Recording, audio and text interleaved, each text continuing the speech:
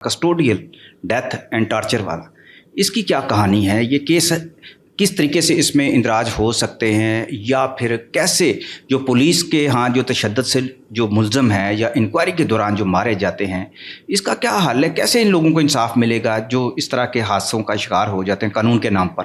یہ بیسیکلی جو ہے صاحب، جیسے اینٹی ریپ ایکٹ ابھی یو این کنونشنز کے حوالے سے نیا قانون سازی کی گئی تھی، اسی طرح کسٹوڈیل ڈیتھ جو ہے ہیومن رائٹس کے حوالے سے، کسٹوڈیل ڈیتھ اینڈ ٹارچر کے حوالے سے 2022 کا ایکٹ آیا اور اس کو انفورس کیا۔ اب اس کی ایکٹ یہ پرووائڈ کرتا ہے کہ اس کی تفتیش جو ہے وہ ایف آئی اے نے کرنی ہے، لیکن ہمارے پاس کچھ کیسز ایسے رپورٹ ہوئے ہیں کہ جو پولیس مقابلے کا ایف آئی آر خود ہی پولیس نے کاٹی ہے، خود ہی انہوں نے تفتیش کی ہے، اور تفتیش کرنے کے بعد وہ چلان لے آئے ہمارے پاس، ہم نے چلان سینڈ ٹو کورٹ کر دیا اور کورٹ نے اس میں ٹرائل کو کنکلوڈ کرنا شروع کر دیا۔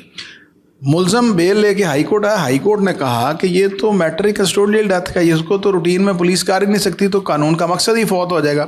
تو ہمارے پاس پرابلم یہ آئی چوہے صاحب کہ دو معزز آنریبل ہائی کورٹ کے ججز نے متضاد فیصلے دے دیے۔ ایک ججمنٹ دی مسٹر جسٹس طارق سلیم شیخ صاحب نے کہ جی ایف آئی اے کا مقدمہ نیا درج ہونا چاہیے تھا، اور جو پولیس نے پرچہ درج کیا اس کو کینسل ہونا چاہیے اور نیا پرچہ ایف آئی اے دے۔ مسٹر جسٹس علیزہ باجوہ صاحب کے پاس یہ پروپوزیشن یہ گئی ہے کیس میں، تو انہوں نے کہا نہیں، نیا پرچہ ایف آئی اے نے نہیں دینا، بلکہ پولیس رولز کے مطابق جو پرچہ پولیس نے دے دیا تھا وہی ٹرانسمٹ ہونا ہے۔ لائک وائز سچویشن جیسے پولیس پرچہ دے لے اور بعد میں اینٹی کرپشن کو ٹرانسفر کر دے۔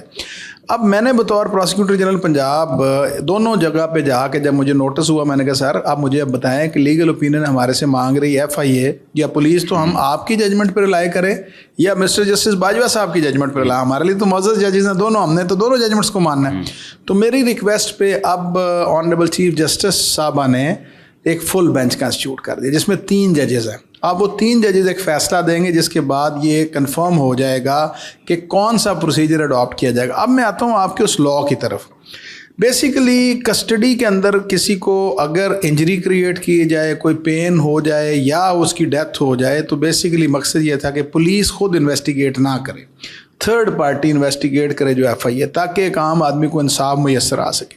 لیکن جو ہے صاحب اس میں ایک بڑا امپورٹنٹ جو سبجیکٹ ہمارے سامنے آیا، جو کویسچن، وہ یہ ہے کہ 7 ججز کے bench honourable supreme court, apex supreme court کے ججز نے ڈیسائیڈ کر دیا تھا کہ اگر ایک ایف آئی آر ایک وقوعے کی درج ہو گئی ہے تو سبسیکوینٹ ایف آئی آر نہیں ہوگی۔ سغرا بی بی کے کیس کہلاتا ہے، P L D 2018 supreme court 595۔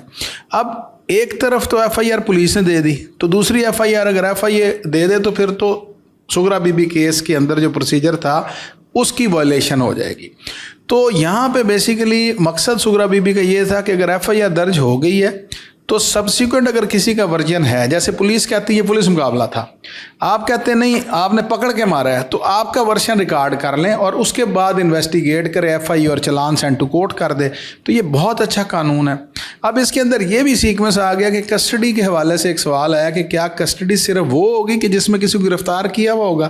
تو میں نے آرگومنٹ یہ کیا کہ میں نے کہا سر کہ اگر ایک ناکے پہ کسی شخص کو روکا جائے اور وہ نہ رکے اور وہ بھاگ پڑے اور پولیس کے ساتھ فائرنگ میں اس کی جان چلی جائے، تو اس کو بھی کسٹڈی تصور کیا جائے گا، حالانکہ وہ گرفتار نہیں ہے۔ انڈر کسٹڈی ایک سچویشن ہے اور انڈر اریسٹ دوسری سچویشن ہے، لیکن اگر کسی کو پولیس روکے تو وہ باؤنڈ ہو جاتا ہے کہ اس نے روکنا ہے، کیونکہ اس کی موومنٹ کو ریسٹرکٹ کر دیا پولیس میں۔ تو اینٹی ریپ ایکٹ کی ڈیفینیشن پرووائڈ کرتی ہے ہر اس سچویشن کو کہ اگر پولیس آپ کو سرچ کر رہی ہے، پولیس آپ کی موومنٹ ریسٹرین کر رہی ہے، یا پولیس آپ کو پکڑ لے، تو کسی صورت میں بھی تشدد کرنے کی صورت میں یا جان لے لینے کی صورت میں کسٹوڈیل ڈیتھ اینڈ ٹارچر کے تحت ٹارچر جو ہے وہ سیکشن 8 میں دیا ہے اور کسٹوڈیل ڈیتھ سیکشن 9 میں دیا ہے، کسٹوڈیل ڈیتھ اینڈ ٹارچر، کہ اس کے اندر ایف آئی اے انویسٹیگیٹ کرے گی اور ایف آئی اے پولیس رپورٹ جو ہے وہ اسپیشل جج کے پاس بھیجے گی، اور اسپیشل جج جو ہے ودن 4th month 4 مہینے میں اس کا ٹرائل کنکلوڈ کر دیں گے۔ تو اس سے پولیس کے جو اختیارات ہیں وہ کم نہیں ہو جائیں گے؟ پولیس کے اختیارات جو سب کام نہیں ہوں گے، میں سمجھتا ہوں کہ پولیس کے اوپر ایک چیک آ جائے گا کہ ایک عام آدمی کو دیکھیں، ہم نے معاشرے کو یہ بھی بتانا ہے کہ زندہ رہنے کا حق کانسٹیٹیوشن ہر سٹیزن کو دیتا ہے۔ اگر آپ نے for the sake of argument آپ نے کسی سے تفتیش بھی کرنی ہو تو سیکشن، اگر آپ آرٹیکل 13 دیکھیں کانسٹیٹیوشن کا، تو وہ کہتے ہیں کہ پولیس نے تفتیش کرتے ہوئے بھی کسی کے خلاف क्रूअल मैनर या इन ह्यूमन बिहेवियर को इस्तेमाल नहीं करना इंटेरोगेशन के लिए या तफ्तीश। यहाँ तो ये है कि आप उल्टा लटका देते हैं, छितर मारते हैं, तो ये तो कॉन्स्टिट्यूशन के आर्टिकल की नेगेशन है ना। लेकिन प्रैक्टिस तो यही तो है प्रैक्टिस यही है। लेकिन एक चीज़ मैं बताता हूँ कि अभी इस वक्त पुलिस ने अपना बहुत सा माहौल चेंज किया है, और हम क्योंकि पिछले 1.5 साल से मैं IGP के साथ काम कर रहा हूँ, तो डॉक्टर उस्मान अनवर साहब का एक बहुत अच्छा, मैं ये समझता हूँ कि ये काम है कि पुलिस की पॉजिटिव इमेजिंग जो है वो उन्होंने बहुत अच्छे तरीके से की। एक आम आदमी अब पुलिस स्टेशन जा सकता है, एक आम आदमी वहाँ पे मॉडल स्टेशन बनाए हैं। और उसके अलावा मैं समझता हूँ कि जो नई भर्ती की जा रही है, नई प्रमोशंस जो की गई हैं, वो सारी की सारी PCS ऑफिसर है।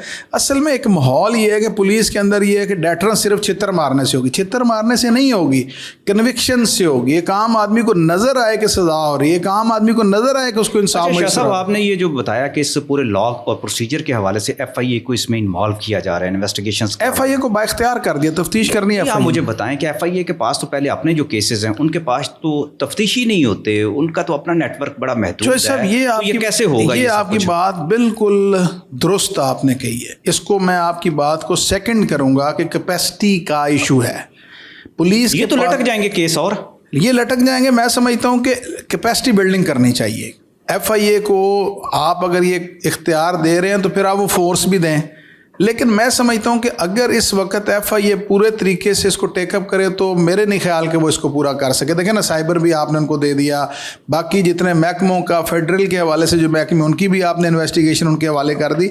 तो कैपेसिटी का इशू है। पीका आप देख लें, पीका के तहत उनके पास कोई तफ्तीशी अफसर ही नहीं होते, साइबर और हजारों की तादाद में केसेस होते जा रहे हैं, लटके जा रहे हैं। मेरे पास अभी रिसेंटली इंग्लैंड से एक चाइल्ड प्रोटेक्शन के हवाले से एक टीम आई थी। उन्होंने कहा कि जी जो डार्क वेब के ऊपर पाकिस्तान के हवाले से ऐसे रेफरेंस उन्होंने भेजे हैं, 2 लाख रेफरेंस भेजे थे उन्होंने कि ये बच्चों के हवाले से वीडियोस अपलोड हुई हैं, तो इसको इन्वेस्टिगेट करें। तो वीडियो बिलीव के सरप्राइज़ किया उन्होंने मुझे कि 2 लाख रेफरल में से सिर्फ 300 की हद तक FIA इंक्वायरी कर सका या इन्वेस्टिगेट कर सका। और उसमें भी टाइम लगा, मतलब 3 लाख, मतलब रेफरल 2 लाख है और 300, मतलब कैपेसिटी क्या हुई कि 2 लाख अगर केस होंगे तो आप 300 की तफ्तीश कर सकें। तो कैपेसिटी की ज़रूरत है वो एनहांस। तो फिर कानून पर कानून, कानून पर कानून हम बनाते जाएंगे, इंसाफ तो कहाँ जाके दफन हो जाएगा इन कवानीन। सब इशू ये है कि हमें अब बतौर सिटीजन जो स्टेट को कानून बनाती है तो उसको हमें इन्फोर्स करना पड़ता है। उसके बाद हम ये देखिए कि हम स्टेट फंक्शनरी के तौर पे पाबंद हैं कि इन्फोर्स करना है। फिर जो कानून बन रहा है वो किस तनाज़र में बन रहा है, GSP+, वो भी मैं आपके सामीन के सामने रखना चाहता हूँ कि जनरलाइज स्कीम फॉर प्रेफरेंसेस, हमारा यूरोपियन कम्युनिटी के साथ जितनी आपकी ट्रेड है उन्होंने ये पाबंद कर दिया कि आप यूनाइटेड नेशंस के जो कन्वेंशन है उसके मुताबिक अगर लेजिस्लेशन करेंगे तो आपको टैक्स रिबेट मिलेगा, 0 टैक्सेशन पे आपको एक्सपोर्ट्स आप कर सकेंगे। लेकिन अगर आप उनकी लिस्ट में ग्रे में चले जाएंगे या ब्लैक में चले जाएंगे तो वो आपसे ट्रेडिंग बंद कर देंगे। यानी हमारे क्राइम वो हमारा वो रेशो देखते हैं कि क्या आपने कानून साजी उन कन्वेंशंस के मुताबिक की या नहीं। तो ये कानून साजी तो हो जाएगी, उसके बाद जो वो बेसिकली उसके बाद देखिए सबसे पहली चीज़ है कानून साजी, उसके बाद है कैपेसिटी बिल्डिंग, तीसरी बात है कि फिर आप निकालेंगे रेशो के कितने केसेस थे और कितने केसेस में सजा हुई, कितने एक्विटल्स हुए। तो ये कैपेसिटी का इशू है, कैपेसिटी बिल्डिंग का। यानी कि आने वाले वक्त में तो फिर अदालतों पे बहुत ज़्यादा बोझ बढ़ जाएगा, अदालतों भी बढ़ जाएगा। साहब अदालतों में बोझ इसलिए बढ़ रहा है कि आपकी इंक्वायरी को भी वो सुपरसाइज कर रहे हैं, आपकी इन्वेस्टिगेशन को भी वो देख रहे हैं। मतलब एक किस्म का वो कंप्लेंट ऑफिस अदालत बन गई है। एक आम आदमी को पता है जी, उनको एक आम आदमी को पता है कि अब अदालत के पास गए ही हमारी बात सुनी जानी है। तो मैं समझता हूँ कि पब्लिक ऑफिस के अंदर कंप्लेंट्स हमारे पास आए, PG ऑफिस में कंप्लेंट्स ऑल अक्रॉस पंजाब से हमारे पास कंप्लेंट आ रही है। कई दफ़ा ये होता है कि आप कंप्लेंट सेल में अच्छे तरीके से अपने सुन लेते हैं ना शहरी को, तो वो समझता है कि किसी अफसर ने मुझे सुना है, किसी दफ्तर में मैं सुना गया हूँ, तो उसका आधा मसला तो हल हो जाता है। तो जब आप कंप्लेंट सेल्स के दरवाजे बंद करेंगे, जब आप अफसरी झाड़ेंगे, लोगों को नहीं सुनेंगे, तो फिर वो अदालतों में जाएंगे। तो ये एक बेसिकली कंसेप्ट है, इसके ऊपर हमें सोचना पड़ेगा। बहुत बहुत शुक्रिया, बड़ी ज़बरदस्त आपने इन्फॉर्मेशन दी शाह जी।